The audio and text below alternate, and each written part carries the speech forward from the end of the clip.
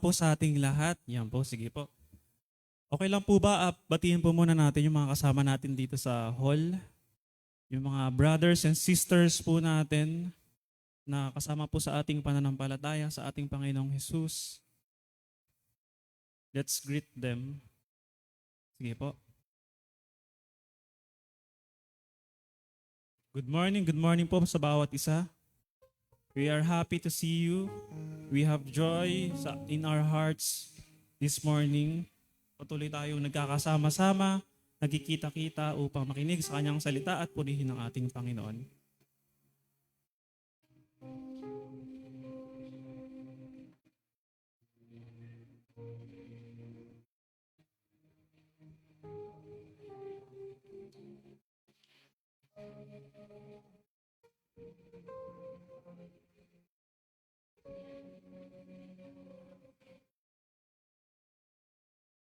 Sige po, patuloy po tayo magkaisa.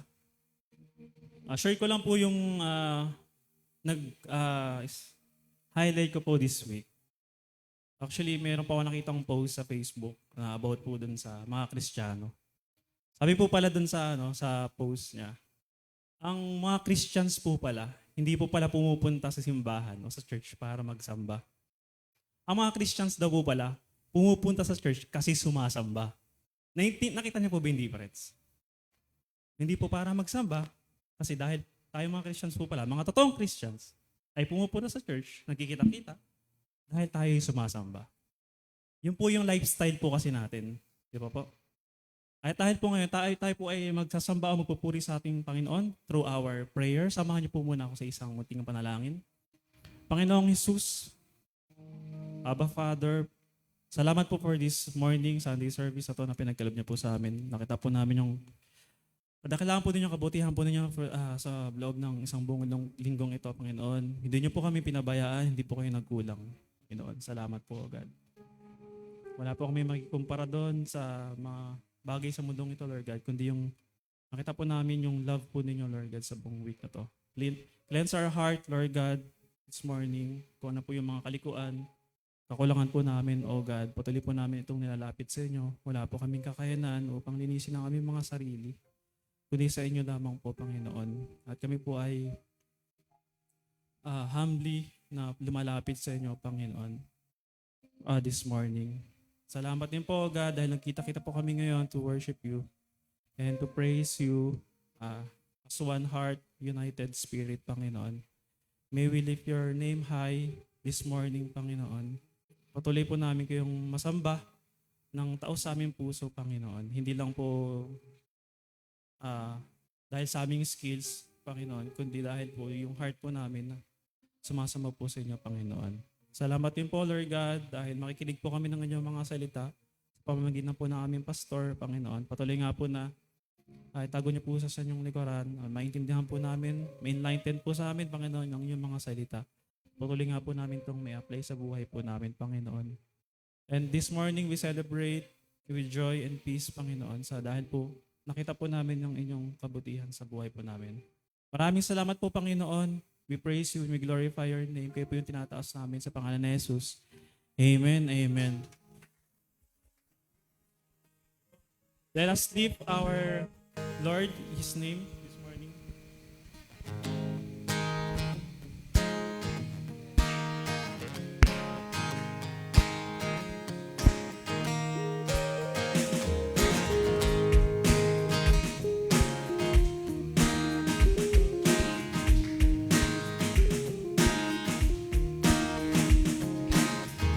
Lord, I lift your name on high. Lord, I love to sing your praises. I'm so glad you're in my life. I'm so glad you came to save us. Lord, I lift your name.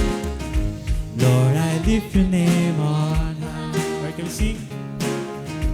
Lord, I love to sing your praises. So glad you're in my life. I'm so glad you came to save us. You came from heaven to earth to show the way from the earth to the cross, my debt to pay. From the cross to the grave, from the grave to the sky, Lord, I lift your name on high.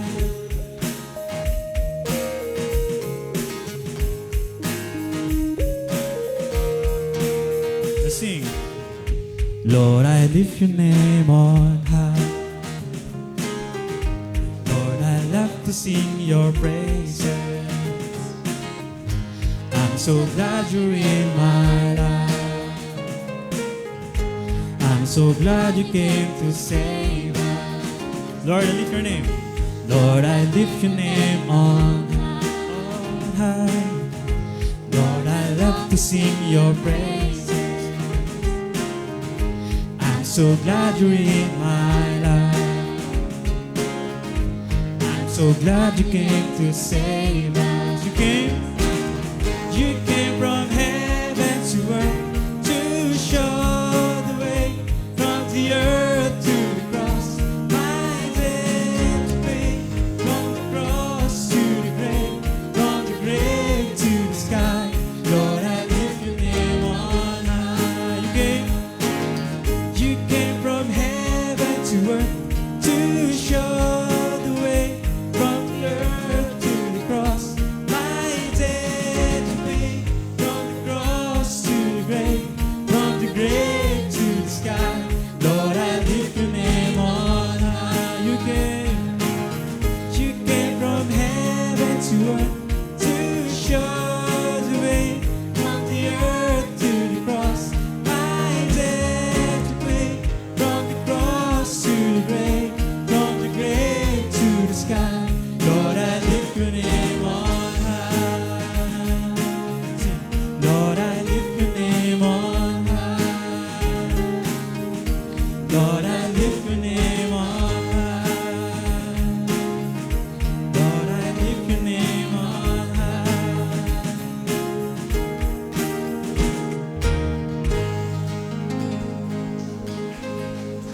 We lift your name on high. We lift your name on high. We praise you.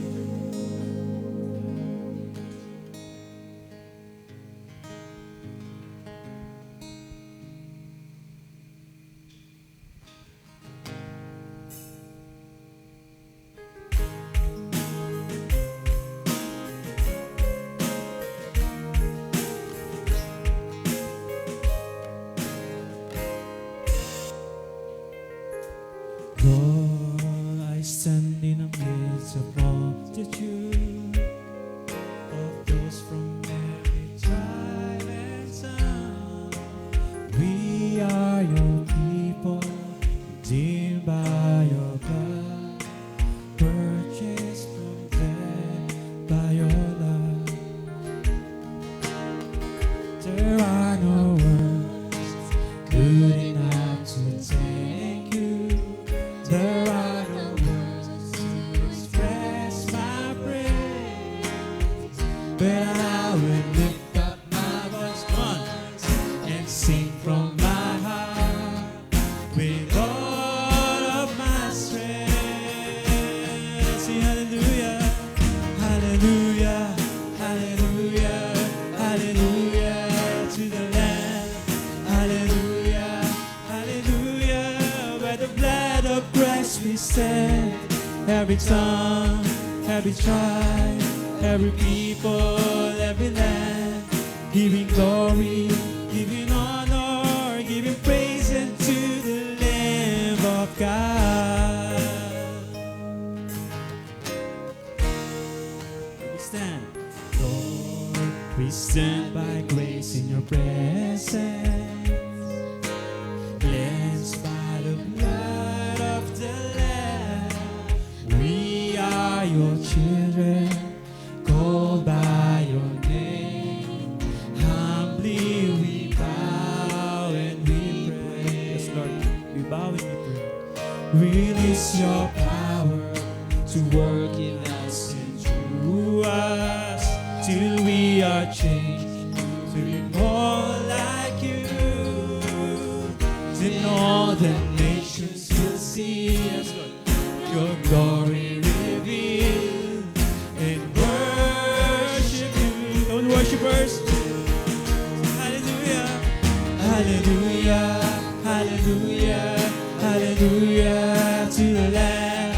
Hallelujah, hallelujah, by the blood of Christ we stand. Every tongue, every tribe, every people, every land, giving glory, giving honor, giving praise unto the King. Hallelujah, hallelujah, hallelujah, hallelujah to the Lamb. Hallelujah, hallelujah, by the blood of Christ we stand.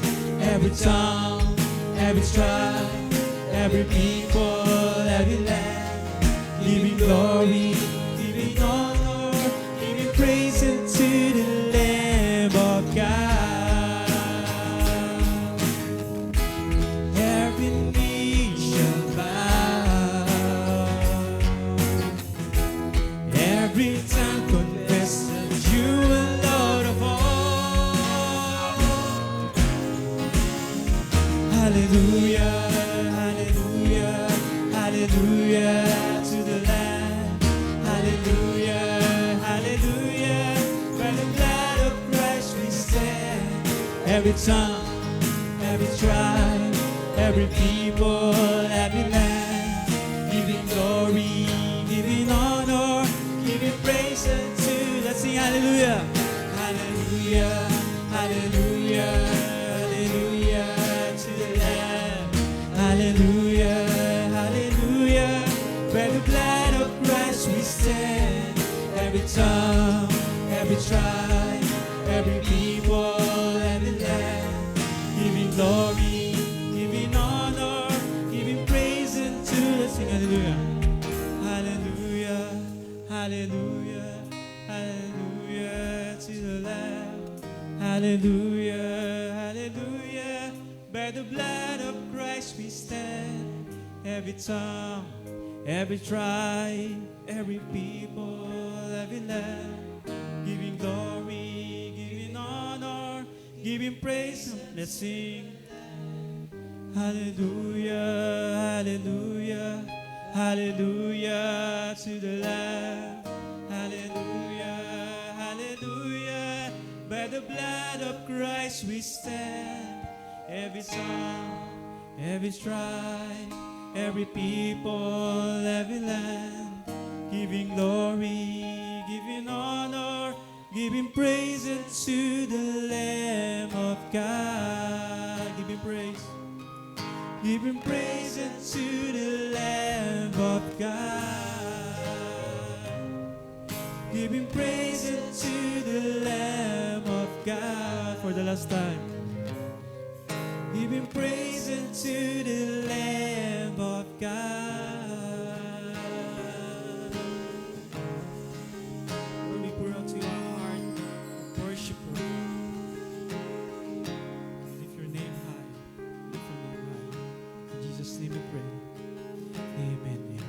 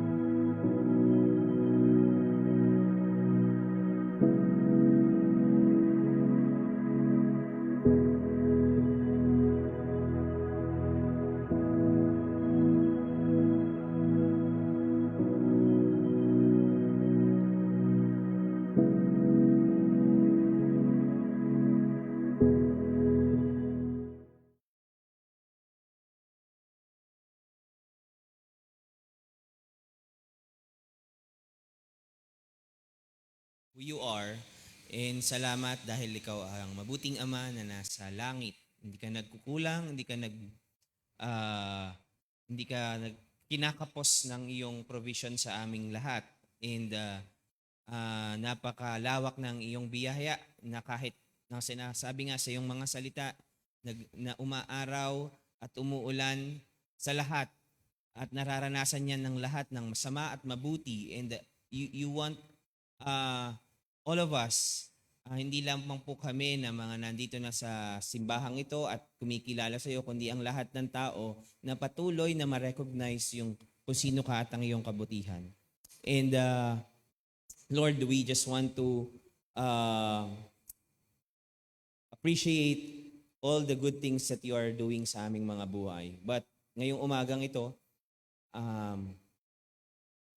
we want to make a response dahil ikaw ay mabuti. And may we truly commit our lives to you. Not just an intellectual and verbal commitment, kundi talagang yung makaranas ang aming buong spirito ng ng patuloy na may pagtatalaga dahil ikaw ang patuloy na tumubos, ikaw ang patuloy na nagbibigay ng buhay sa bawat isa sa amin. We commit to you our time together. May you speak to each and every one of us, and may your word and the conviction of the Holy Spirit prompt us and convict us to respond. Mag-respond kami ng may totoong pagtatalaga ng buhay sa iyo. This is what we pray ngayong umagang ito. In Jesus' name we pray. Amen and amen. Tayo po'y makakaupo na. Yan, salamat po sa inyong lahat.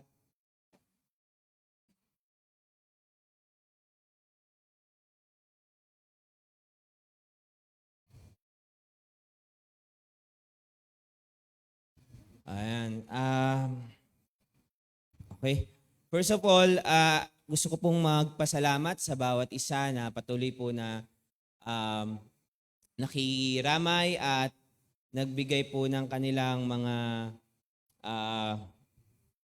pakikidalamhati po sa aming pamilya, and we appreciate every one of you sa inyong mga panalangin. Salamat po. At hindi lang po yun, salamat din sa patuloy na nag-minister po sa amin, family. We cannot thank you enough. Nakakatuwa talaga na we take every opportunity in season and out of season to preach the Word of God. At salamat po sa, hindi ko na po maisa-isa, salamat po sa patuloy na nag-speak at nag-minister po sa amin. So, may na-realize lang talaga ako this past few weeks,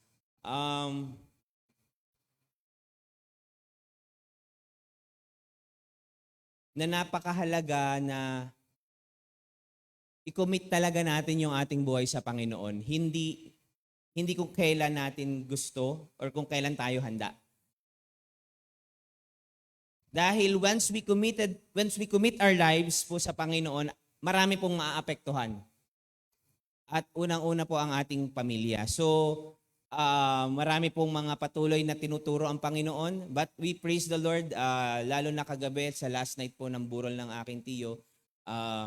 Marami ng mga nangyari nitong mga nakaraang gabi, pero nakakatuwa po that may mga nakita ako na take ang opportunity to share the gospel, one-on-one, two-on-two, and maraming mga naging interesado sa pananampalataya dahil bukas po ang mga tao sa ganong usapin, sa may mga ganong sitwasyon. Pero one thing na patuloy po nating tandaan is that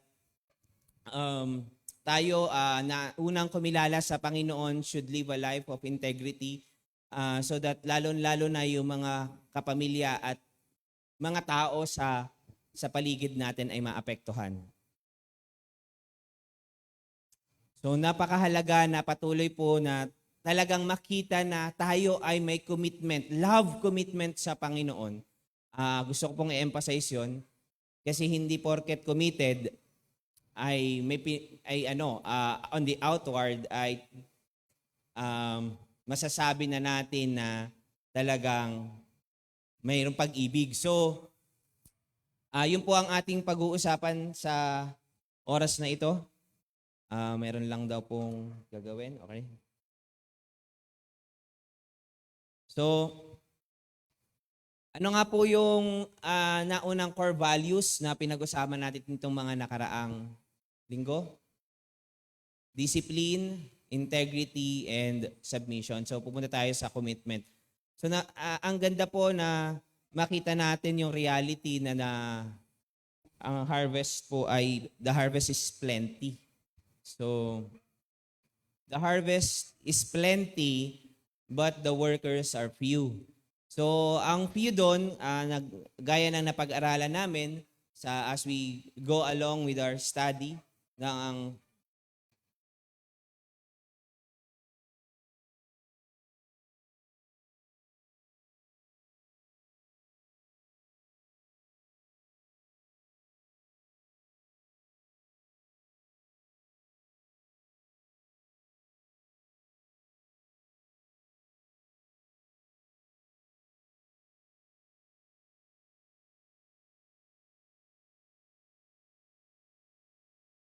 ayan po.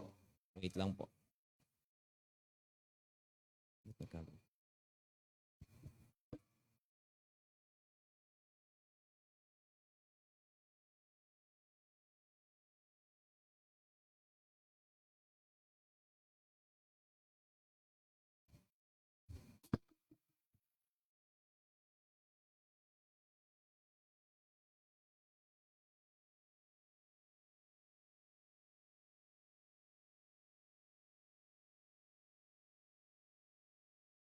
Ayan po. Ayan, paumanhin.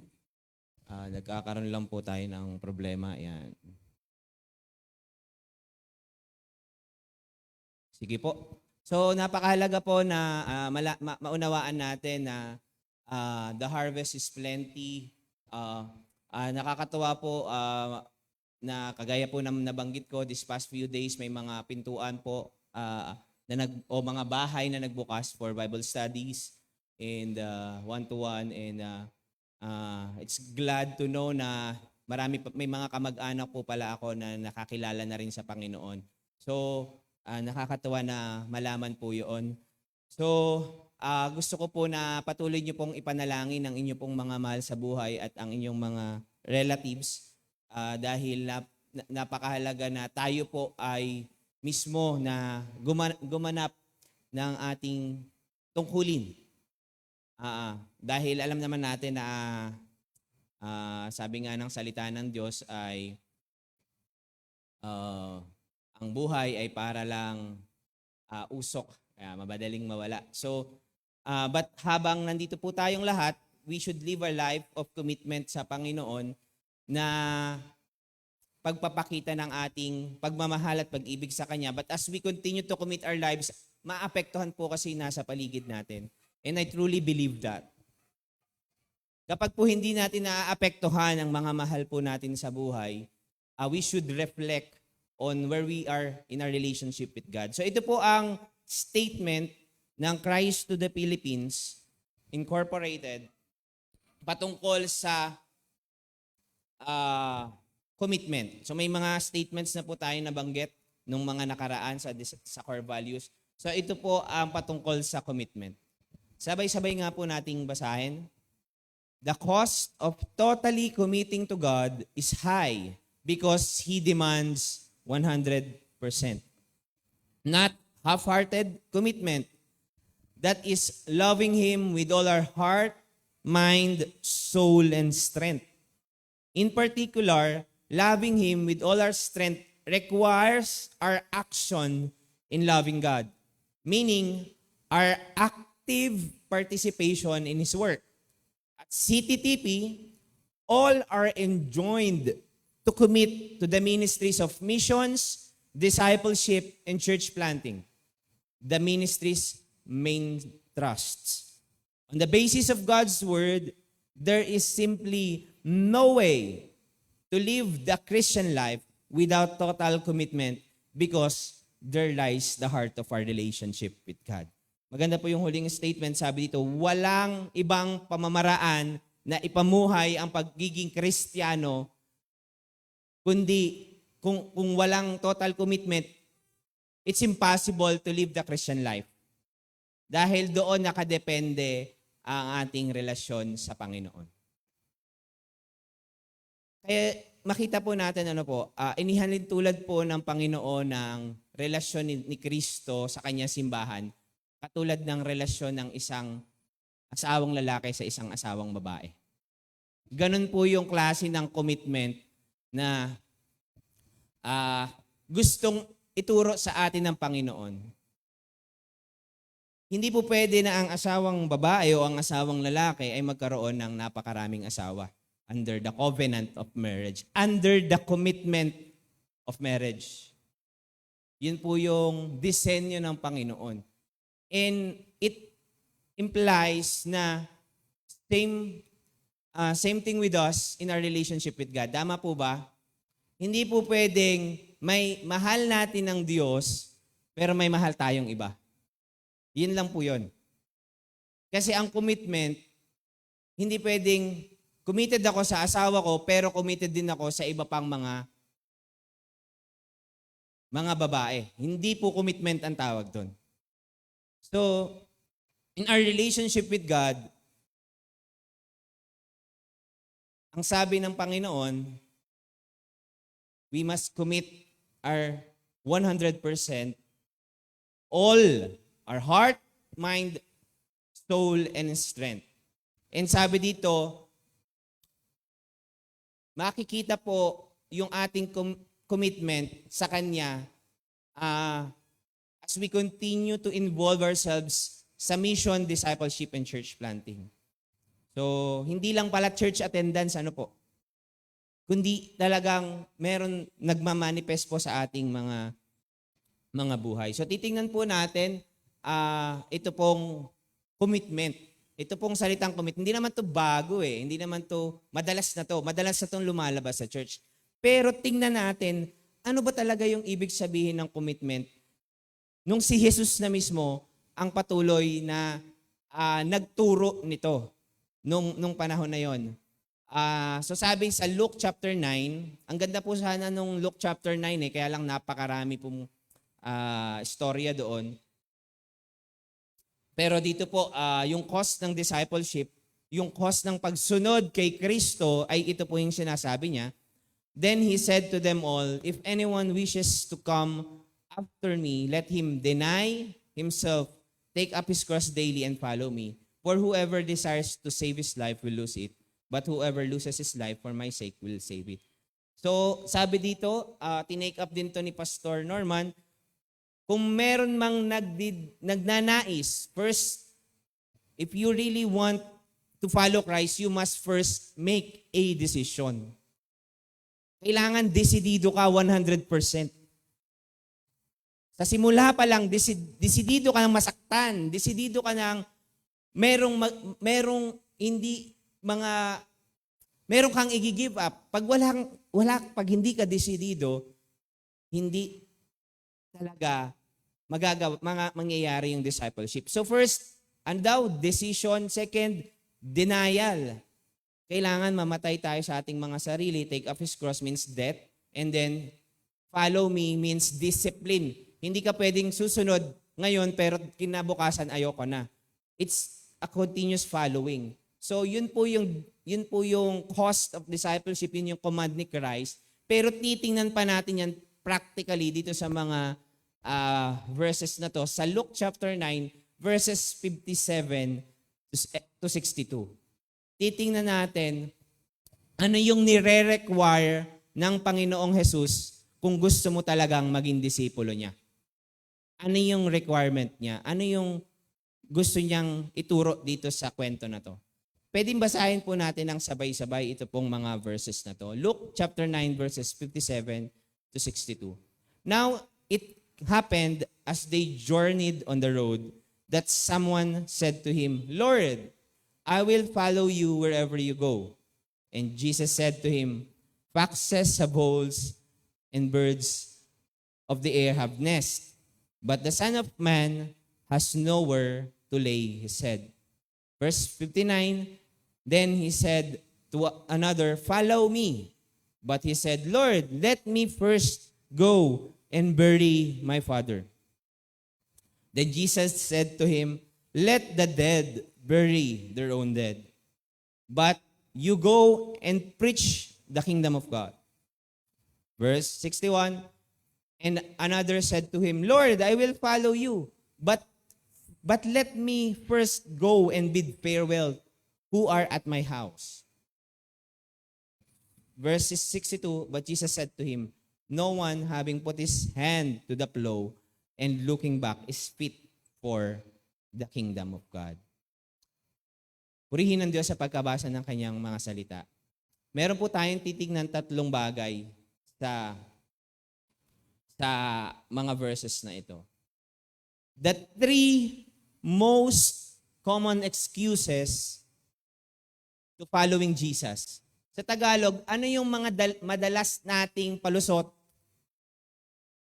or excuse, palusot ang nakita ko kasi sa Google pag excuse, palusot, sa pagsunod natin kay Kristo, makikita natin tong mga bagay na to. So, ang ganda po noong panahon ni Jesus, common na to,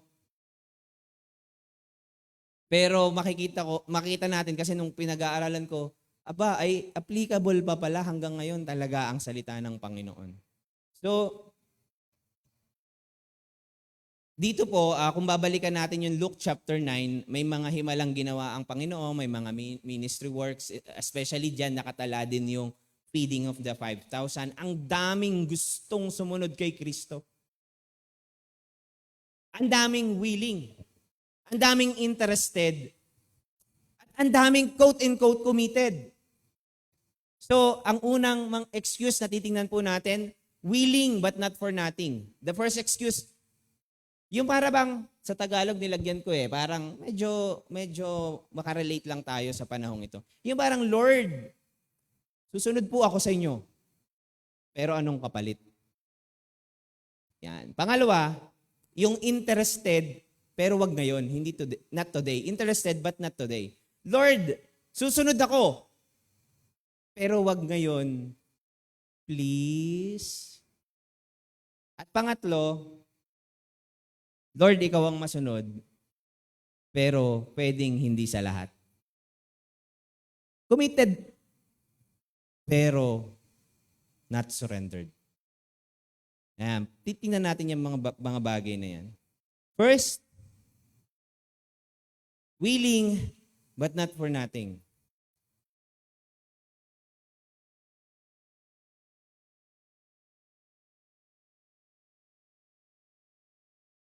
Hindi ko na kayo tatanungin, pero pag tinanong ko kayo sa pagkakataong ito, hindi niyo na po kailangan taas yung kamay nyo.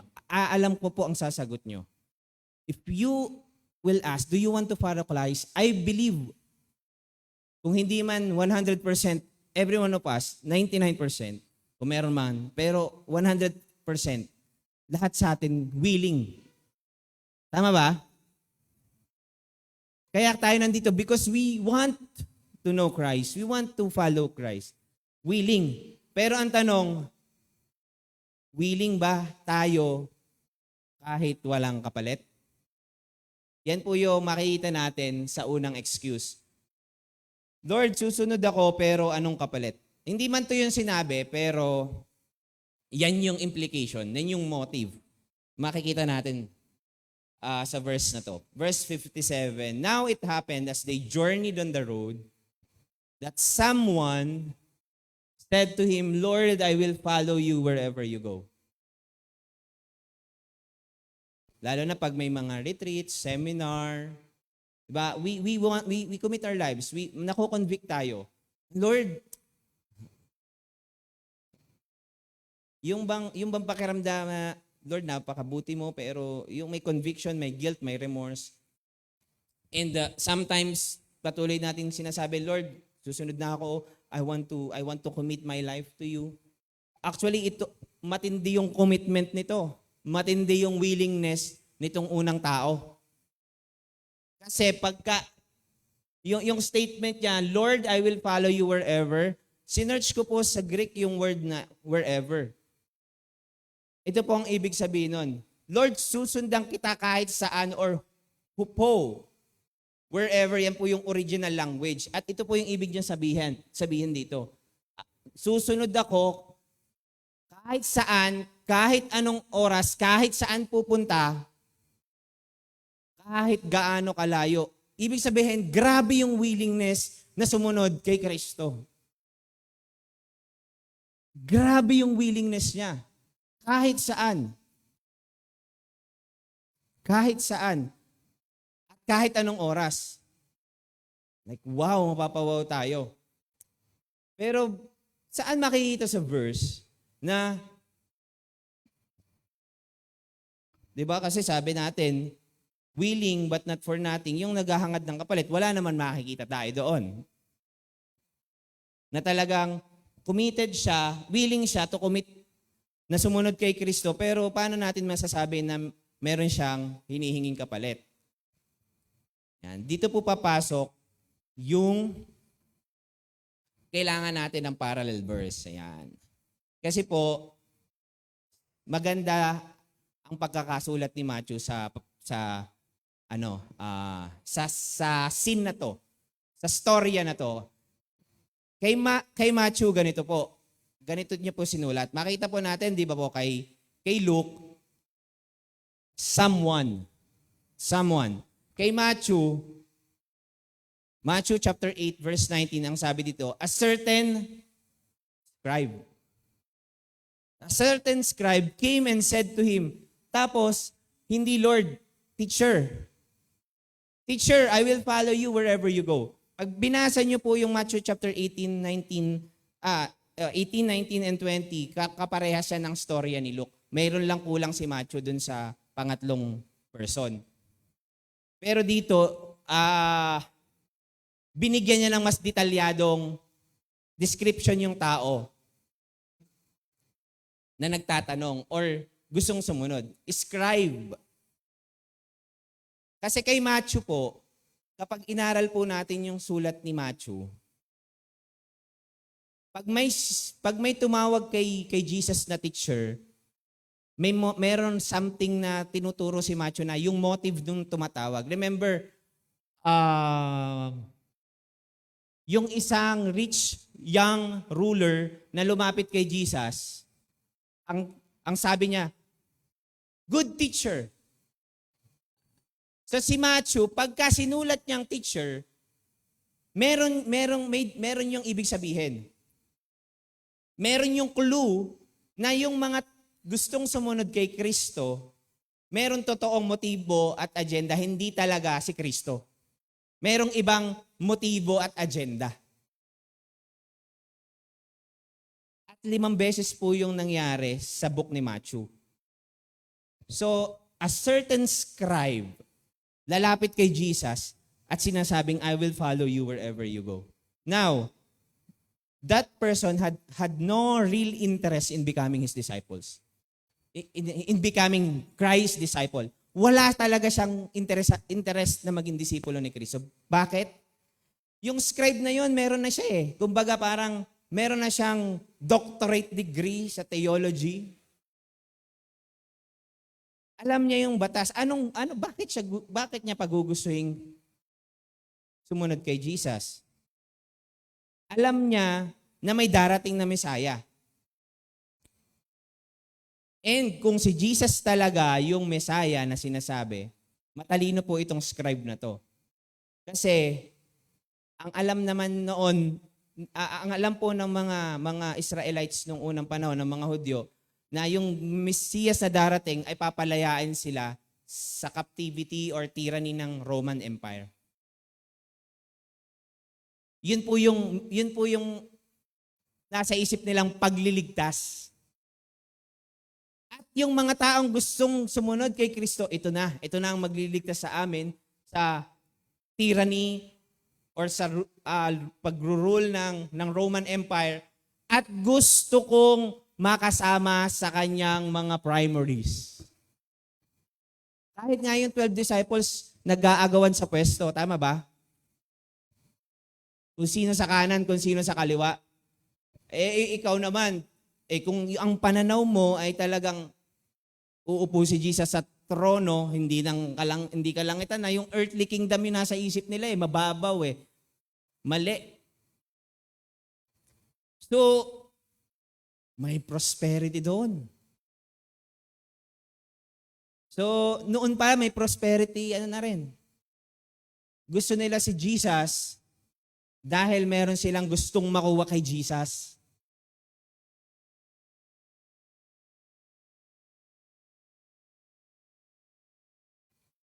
Kung ikaw'y maging close kay Jesus, ay baka naman maging sekretary ka ni Jesus. Kahit taga-timpla man ng kape ni Jesus. Ay talagang susunod ako kay Jesus. Kapag ganon yung motibo.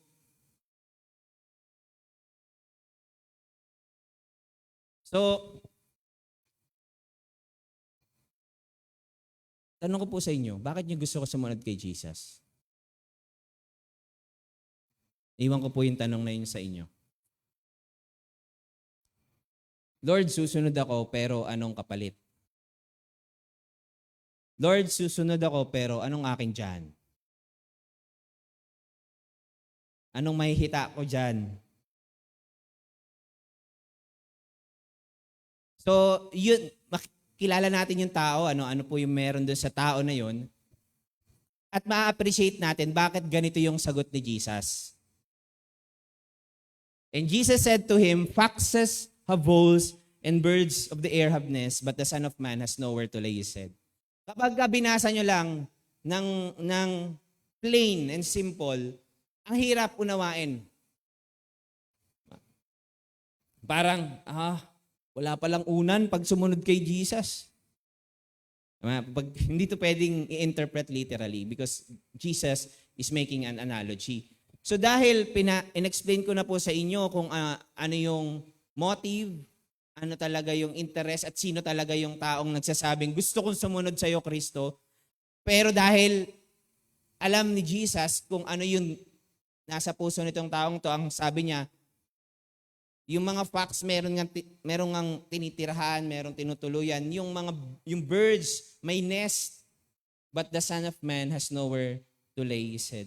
Yung pong birds have nest is from a word family that can refer to everything pitching a tent to having a dwelling or having the cover of shade. Yung merong matutuluyan. So it is a figure of speech na ang meaning lang naman ni Jesus dahil may interest kasi itong taong ito. Gusto mo sumunod sa akin kahit saan ako pumunta. Pero ang interest niya, yung makukuha niya.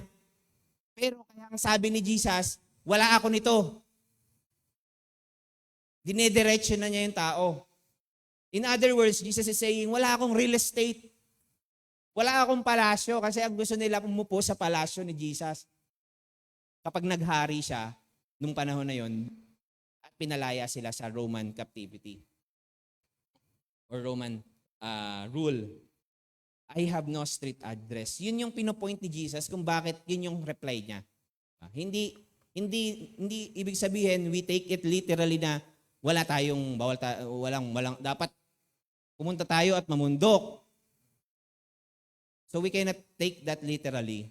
Ang point lang, merong nagko-commit kay Jesus, sumunod sa kanya, pero merong hidden agenda.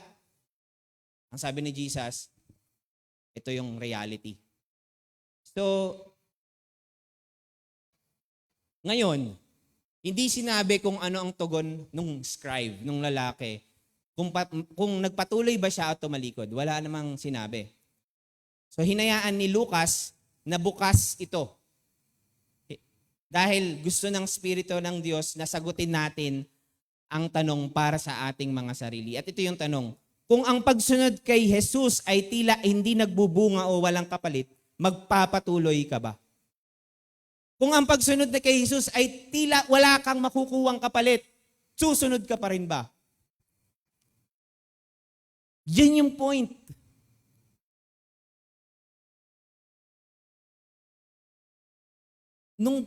Nung panahon na yon, ang daming miracles na ginawa ni Jesus. Ang daming sumusunod sa Kanya. Ang daming nagkukumit at willing magkumit. Tumatawid pa ng kabilang lake, sapa, ilog. para lang sundan si Jesus. Grabe yung effort nila. Pero hindi si Jesus yung hanap nila. So, that's point number 1. Point number 2, interesado pero wag ngayon. Interesado ako sumunod kay Jesus. Interesado ako kay Jesus na yan.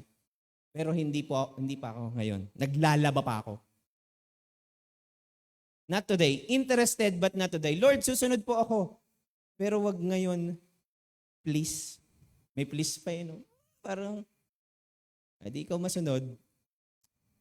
Pero hindi naman yan literally sinasabi natin. But nilalagay ko lang yan just to evaluate where we are in our commitment to Christ. In verse 59, sabi dito, then he said to another, iba na tong taong ito. Si Jesus pa yung nag-imbita. Take note, kanina, yung isang tao, yung scribe na yon, siya talaga yung nagpe-presenta, Lord, willing ako.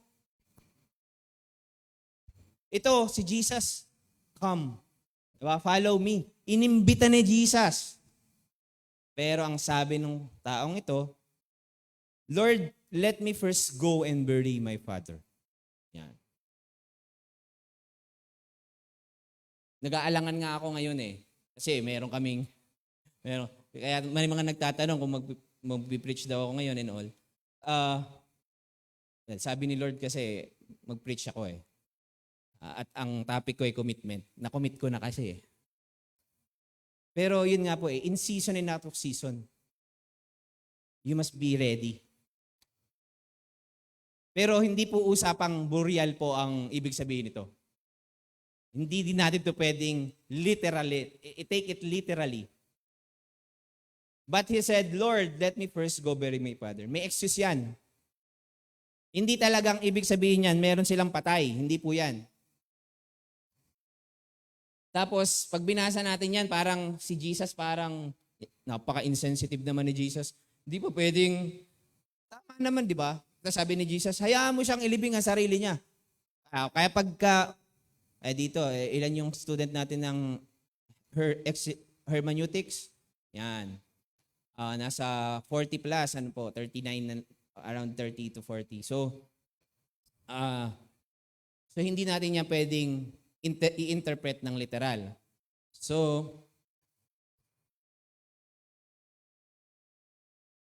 kailangan maintindihan natin yung cultural context dito.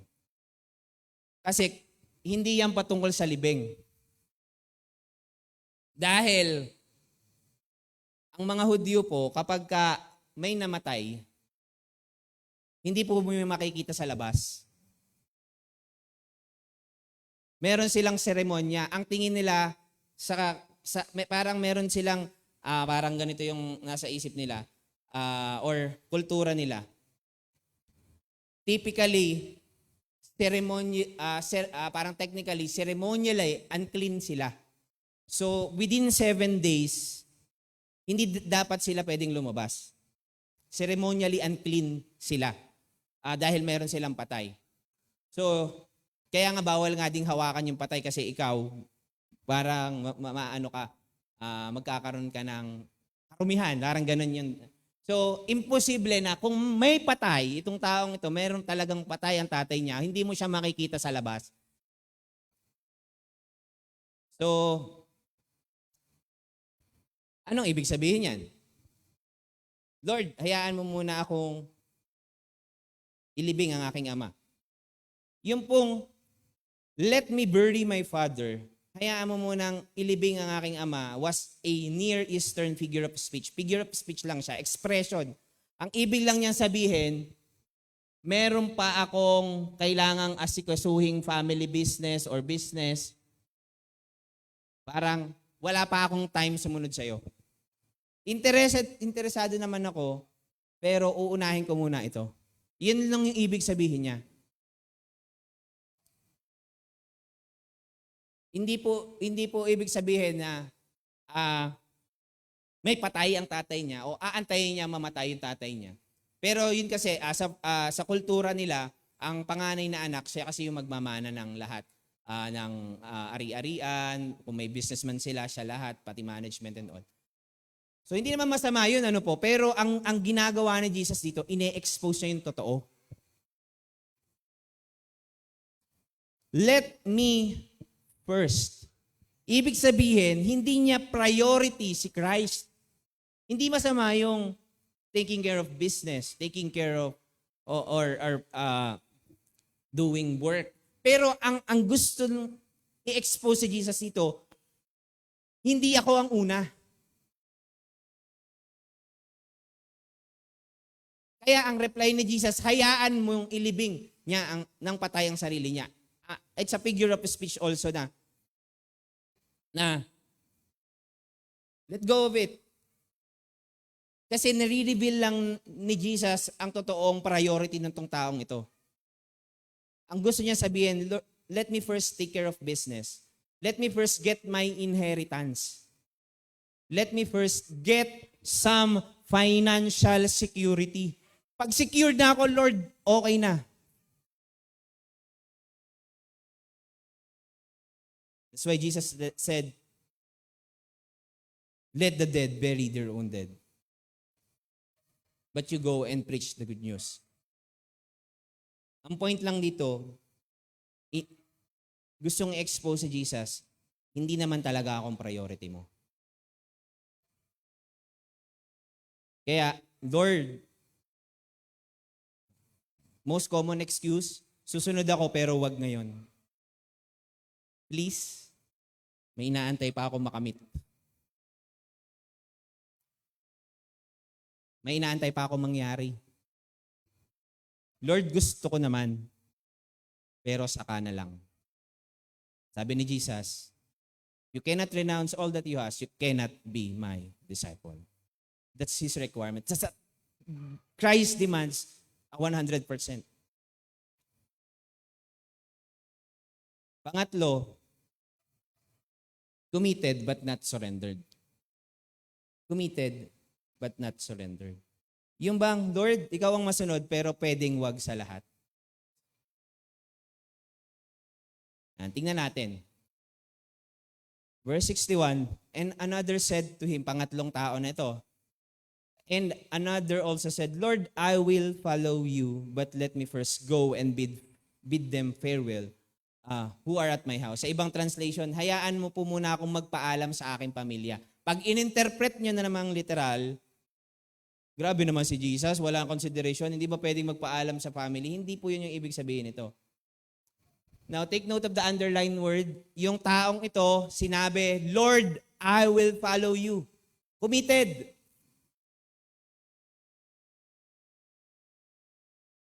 Committed. Willing. Interested.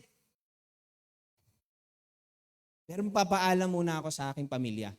Masama ba yun? Hindi. I mean, technically, pag tiningnan mo siya, bakit? Anong mali? May ibig sabihin po ito. Yung lalo na kalimitan, parang pagka in-apply po natin to hindi tama yung pagkaka-interpret. Magmi-mission ako pero disregard ko na yung family ko. Naku po, yari. So hindi po 'yan ang ibig sabihin niyan. Hindi po yun yung point ng kanilang usapan. So para maintindihan natin yung point ng usapan, dito pumunta si Jesus, yung tugon ni Jesus. Sabi ni Jesus, no one having put his hand to the plow and looking back is fit for the kingdom of God. So, ang sabi nung lalaki, Lord, susunod ako pero hayaan mo muna ako magpaalam sa aking pamilya. And then, ang sagot ni Jesus, meron siyang analogy at nilagay niya, nagkaroon siya ng analogy sa farming, sa farming. So, kasi yung putting hand to the plow. So, ano po ba yung plow? So, let's see. May warning dito si Jesus dun sa taong kausap niya at sa lahat sa atin. In the days of Christ, the plow was nothing more than a piece of wood. Ayun yung makikita nyo. With a handle at one end and a metal tip at the other hand. So, hindi ko sure kung yan yung eksakto, pero Kasi ngayon, may mga, may mga, alam mo yung mechanical na, motor na, mga truck na siya na yung naghuhukay ng lupa para tatamnan. Pero mano-mano yon nung unang panahon. So, sa either kalabaw, kabayo, ayan.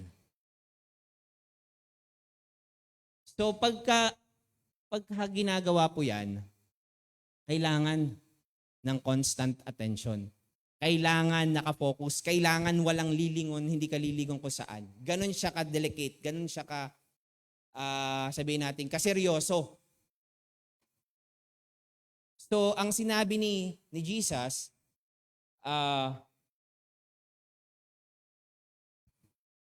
wala ang sino mang humawak na nagsimula ng mag-araro and looking back. Yung term kasi ay present tense, looking back. No one having put his hand to the plow and looking back. Parang ganito. Ayan. Parang ginagawa mo yan pero hindi ka nakatingin sa harapan. Hindi po pwede yun. Hindi yung pwede. Kumbaga parang may tinuturo si Jesus na hindi to pwedeng mangyari. Kung ikaw ay susunod kay Kristo, hindi ito pwedeng mangyari.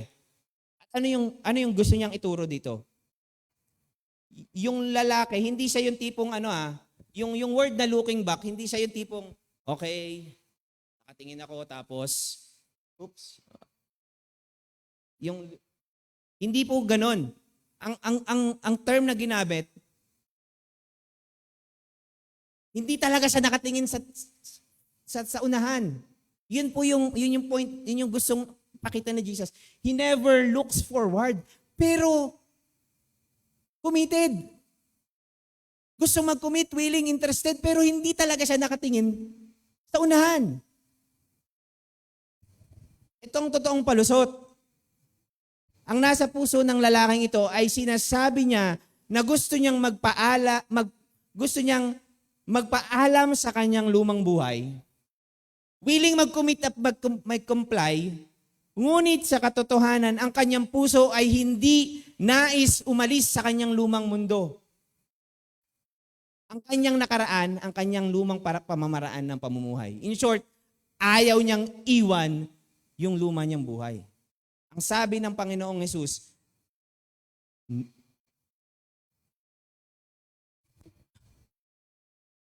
no one having put his hand to the plow and looking back, hindi ka naman talaga nakatingin sa unahan. Bigyan natin ng konting application. You commit yourselves.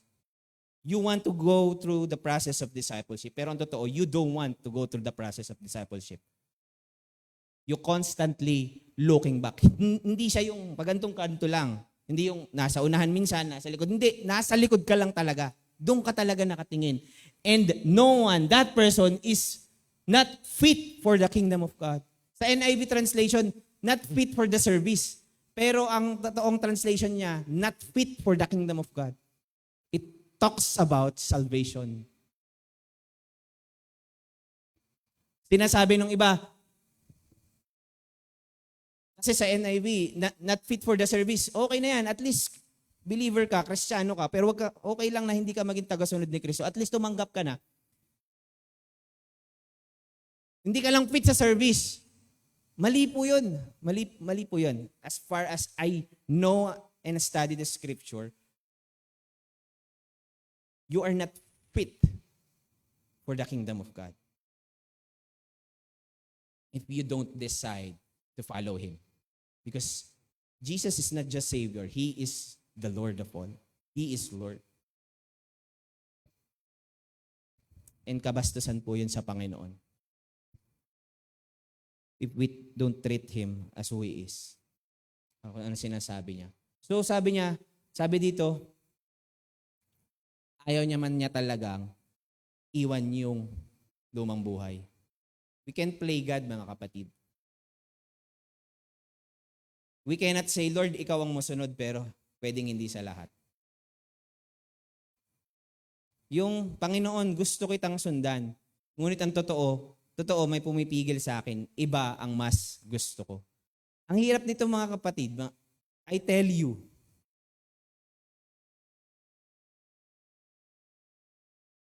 it's hard to live the Christian life na sinasabi ng ating mga bibig at isipan na mahal kita, Panginoon, pero deep inside, hindi naman, may iba talaga tayong mahal. Ang hirap eh. Kaya kailangang iwanan. Iwanan ang mga kasalanan, iwanan ang lumang buhay, iwanan ang self-interest, and commit to Christ totally. So, pinag-usapan natin, we can be willing pero not for nothing. We can be interested, but not today. We can be, quote-unquote, committed, but not totally surrendered. Ano po ang lagyan natin ng konting distinction ba, yung commitment and surrender. Hindi po masama yung commitment, pero laliman lang natin. A man can be outwardly committed. Sorry. A man can be outwardly committed. We go to church, we do Bible studies, nagdi-group, nagbaback up, natugtog, but not have been inwardly consecrated and surrendered to the will of Christ.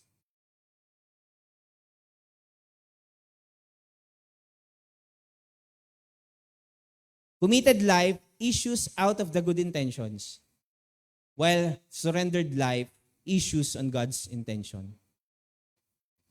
So, if you are totally committed, ibig sabihin, mas priority mo yung intention ng Panginoon. Yung kalooban ng Panginoon. Pwede tayong committed kasi maganda naman. Pero alam mo yun, ang mahirap kasi, yung hindi daw po mahirap i-distinguish yung tama sa mali kasi obvious yun. Ang mahirap i-distinguish yung tama sa mukhang tama. So, that's why we need to check our hearts. We can be committed, but are we surrendered? Committed life centers on our doing, while the surrendered life centers on our being. Character and competence. Hindi po mali yan dalawang yan. Ang gusto ko lang bigyan ng diin ay yung commitment natin must overflow from our surrendered life. Kasi lalabas at lalabas din naman lahat ng yan eh. Dadating din ang panahon. Are we really committed or surrendered to Christ or not? It will just,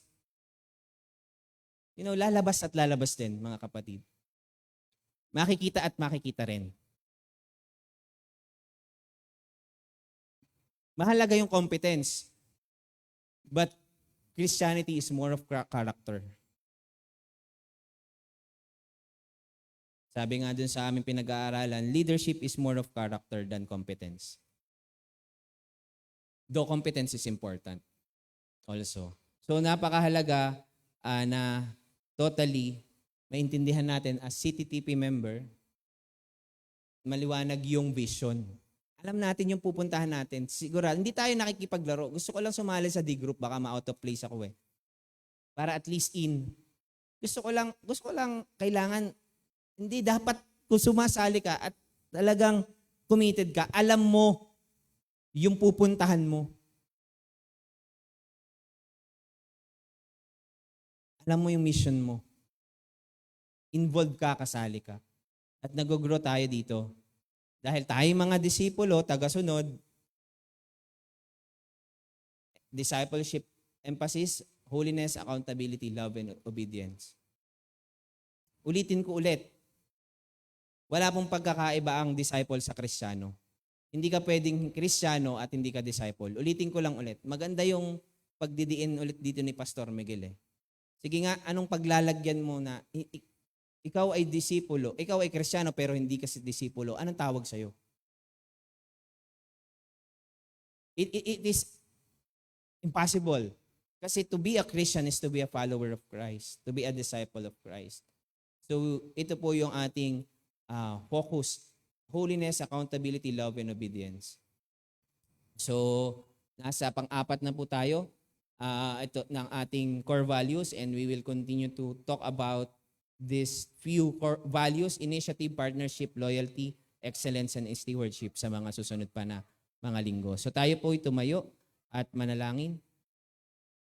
Panginoong Diyos, salamat po sa pagkakataong ito na patuloy niyo po kaming tinuturuan na makita na meron po kaming responsibility. We cannot take for granted your grace.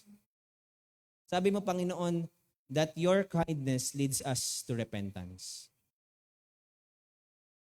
To repent is to totally abandon our old life and to move forward and to live the new life na patuloy na binigay mo sa amin. We cannot live the Christian life ng patuloy na nakatingin sa likuran.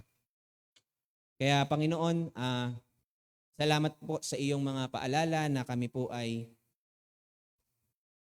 patuloy na magsuko ng aming buhay sa iyo. Tuloy-tuloy na pagsuko. Dahil una mo naman ang ikinumit yung pag-ibig mo sa amin. Wala naman kaming gagayahin kundi ikaw lang, O God. Kaya, sino pa kami, Panginoon, na patuloy na lumayo at tumakbo sa iyo? Sino kami, Panginoon, upang magmalaki sa iyo? Na ikaw nga na Diyos ng lahat, na nagmamayari ng langit at lupa, ay totally committed to us. Tapos parang binabaliwala lang namin, Panginoon, yung commitment mong mahalin kami, yung commitment mo na binigay mo nga ang kaisa-isa mong anak na si Jesus. And Jesus Christ fully surrendered His life to show to us what it means to have a relationship with you. Yun yung totoong relasyon, yun yung totoong commitment. May pag-ibig.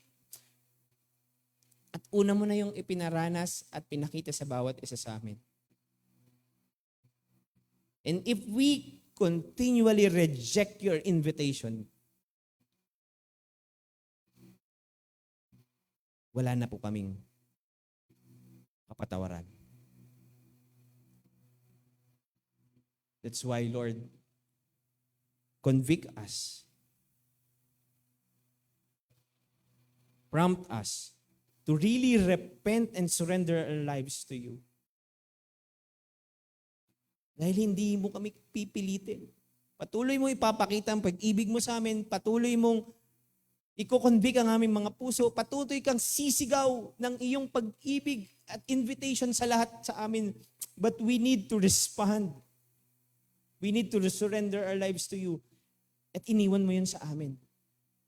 Iniwan mo sa amin yung repentance dahil hindi mo yung kayang ipilit sa amin. Dahil kami ang dapat gumawa nun. Kaya Lord, sa pagkakataong ito, Panginoon, we want to really surrender our lives to you and repent. We want to follow you for real. Kaya, O Lord, expose every hearts na hindi talagang totoo sa'yo. Not because we want na ma-expose siya, kundi para makita namin na ito pala ang aming kalalagayan upang kami totoong manumbalik sa'yo. Mahirap, Panginoon, na akala namin kami ay okay pero totoo hindi. Kaya Lord God, isave mo kami. Iligtas mo kami sa ganong kalalagayan.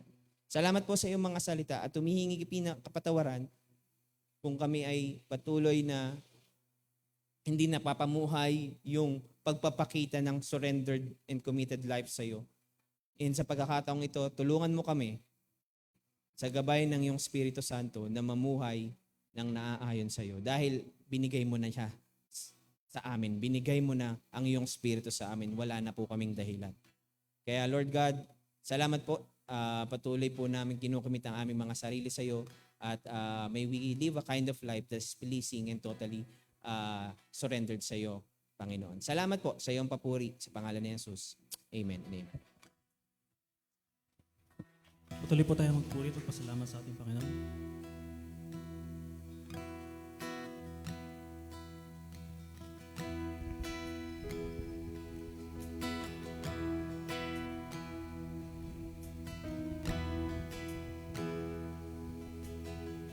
In the quiet, in the stillness, I know that you are God. In the secret of your presence, I know there I am restored. When you call, I won't refuse. Each truth where I cannot choose.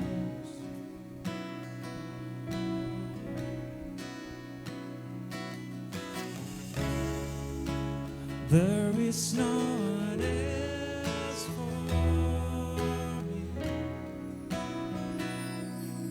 none but Jesus, crucified to set me free. Now I live to bring Him praise. In the chaos, in confusion, I know You're sovereign still. In the moment of my weakness, You gave me grace to do Your will.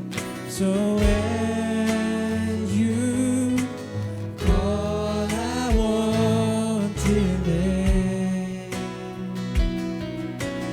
It's my song to all my days. There's no one. There is no one else for me, none but Jesus, crucified to set me free. Now I live to bring You praise. There is no one else for me, none but Jesus, crucified to set me free. Now I live to bring Him praise.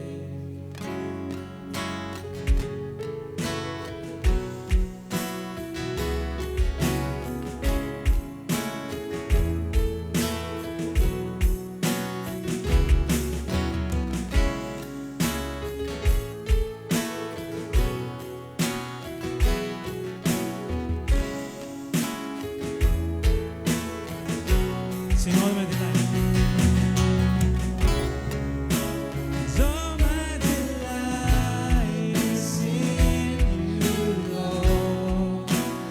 All of my hope, all of my strength, all my delight is in You, Lord, forevermore.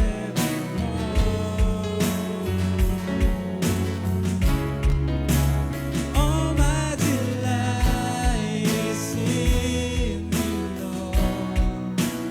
All of my hope, all of my strength, all my delight is in You, Lord, forevermore.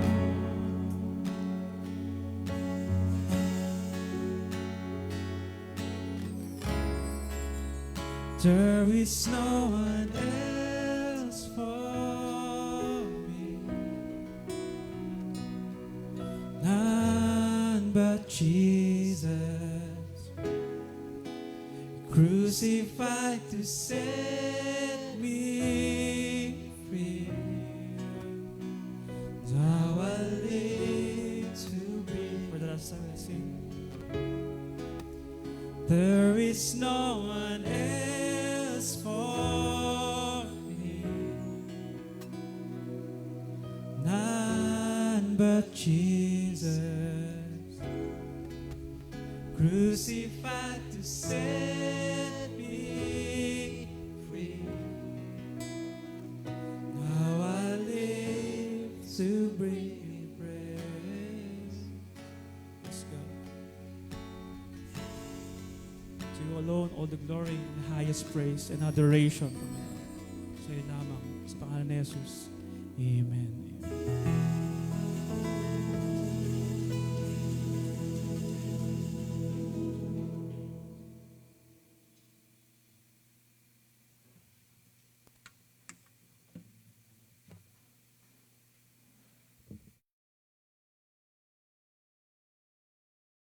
Ayan, so isa pong mapagpalang umaga po sa bawat isa.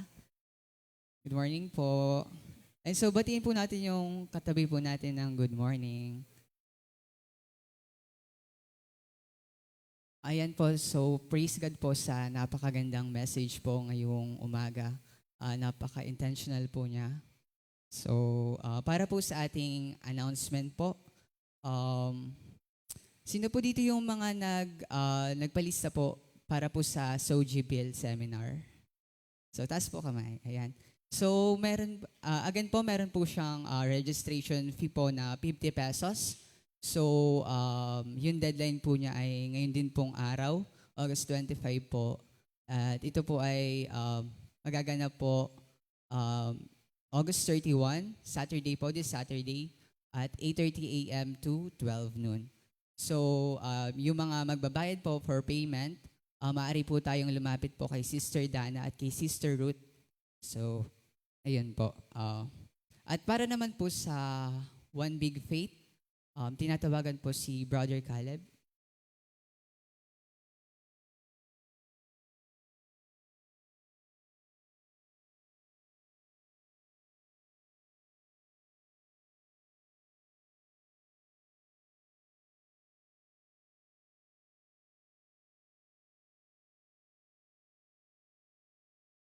Yan, thank you Kuya Kel.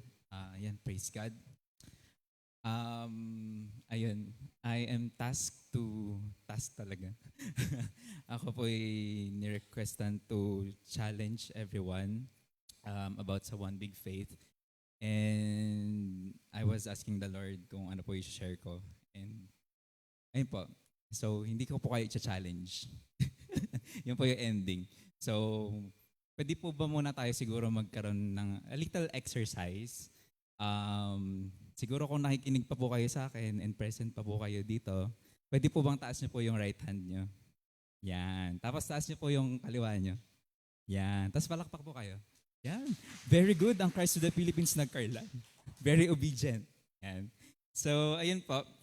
I think everyone is aware naman po about the One Big Faith. Ito po yung project for what do you call this one? Parang CTTP headquarters for the Philippines, and I think na run through na din po ito before kung ano po yung laman niya. But ayun po. Pero I am going to do an exercise ulit po sa inyo with you. Magbabato lang po ako ng question, and siguro what comes to mind first ay i-hold nyo lang po yung sagot nyo. Okay po? Okay. Yan, praise God. Dito pa kayo. So, ang question ko po, ito po ang question number 1, Q&A. Ayan, question number 1.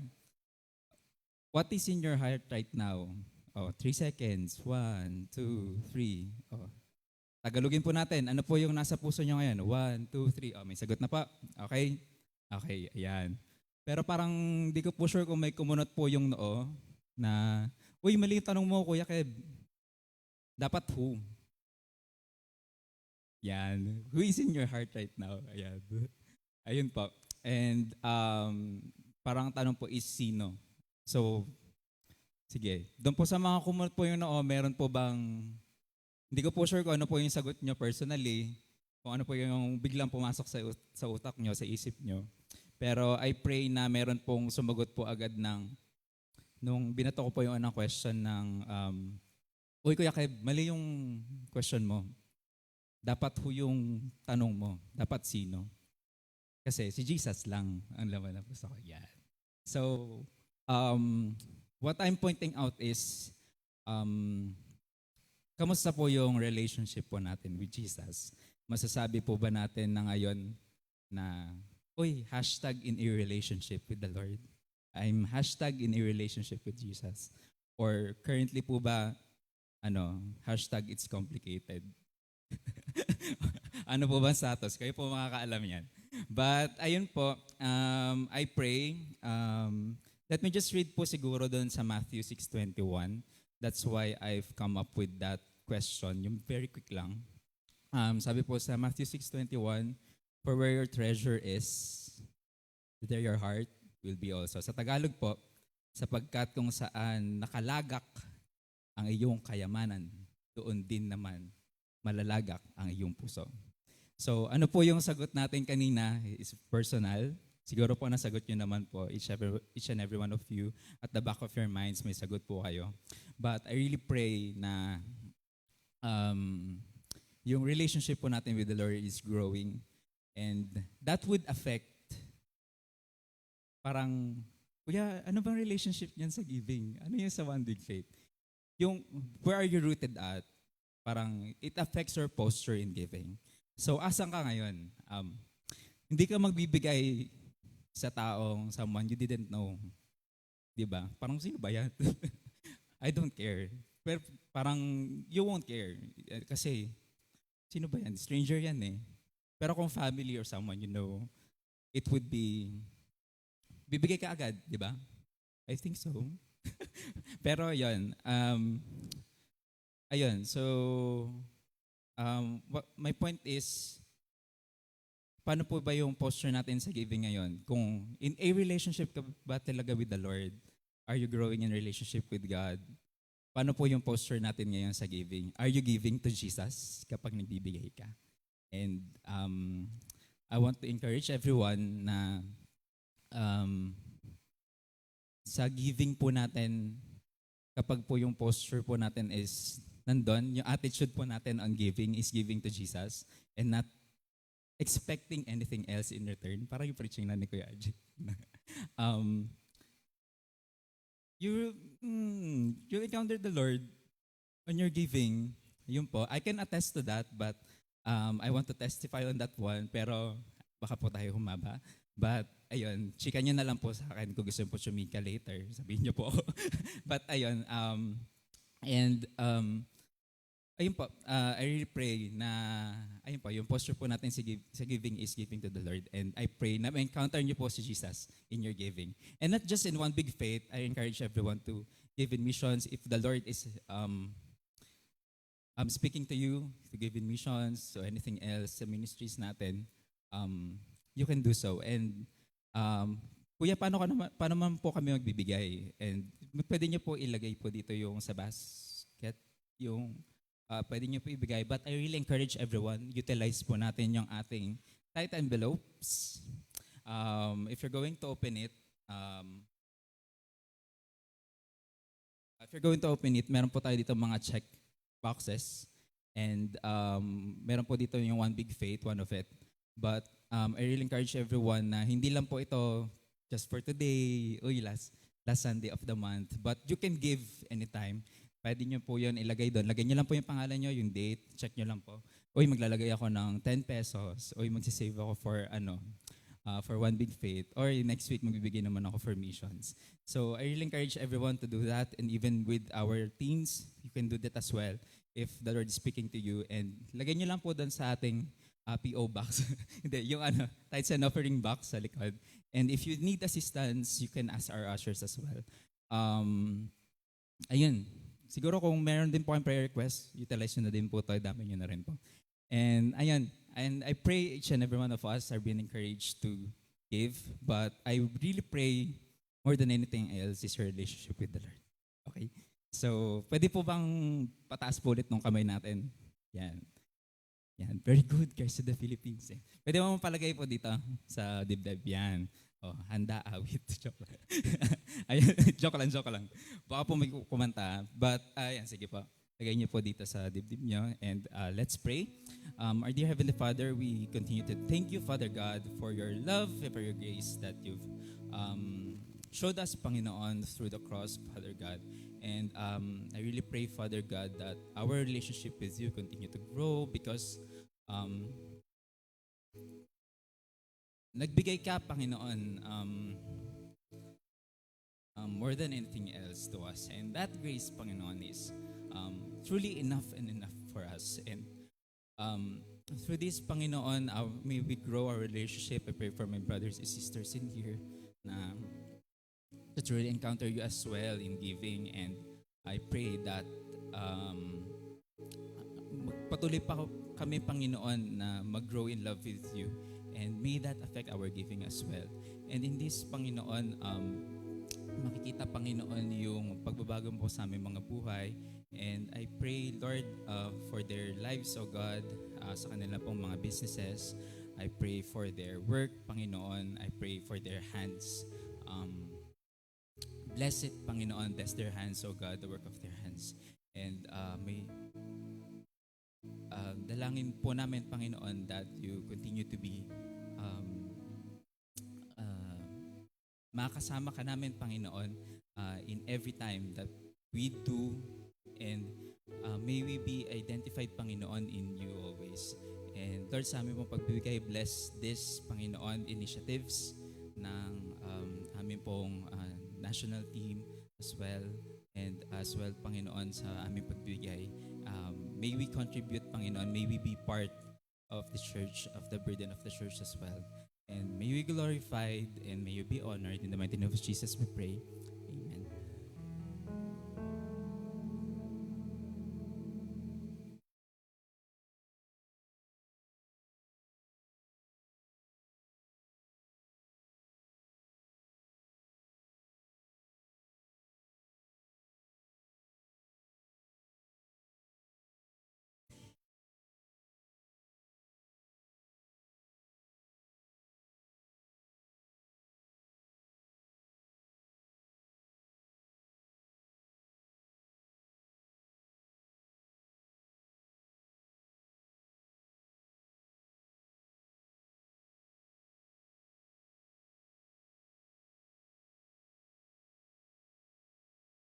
Ayan po, so at this moment po, we will be having a 15 minutes small group discussion po. So, bibigyan po namin kayo ng 15 minutes po to discuss.